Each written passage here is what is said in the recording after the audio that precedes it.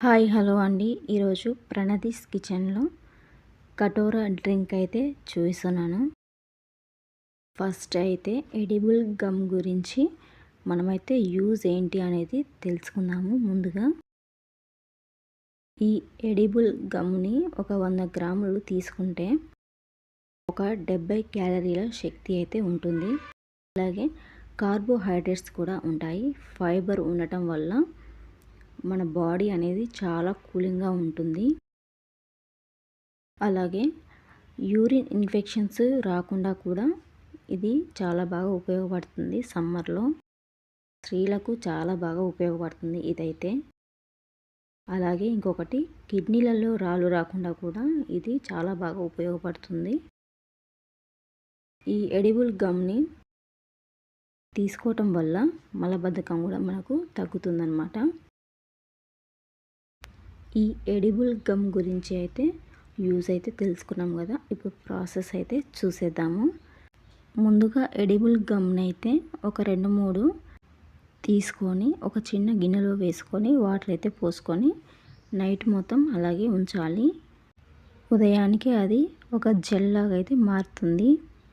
ఈ డ్రింక్ని తయారు చేసుకుని ఒక 1/2 అవర్ ముందు అయితే సబ్జా గింజలను అయితే నానబెట్టుకోవాలి వాటర్లో. ఒక 1/2 అవర్ తర్వాత ఒక గ్లాస్లోకి 1 టేబుల్ స్పూన్ సబ్జా గింజలు, అలాగే ఒక 3 టేబుల్ స్పూన్ల ఎడిబుల్ గమ్ను కూడా వేసి కలుపుకోవాలి. ఇప్పుడు అందులోకి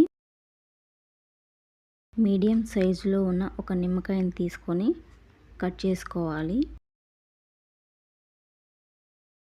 ఇలా కట్ చేసుకొని సగం అయితే పిండుకుంటున్నాను.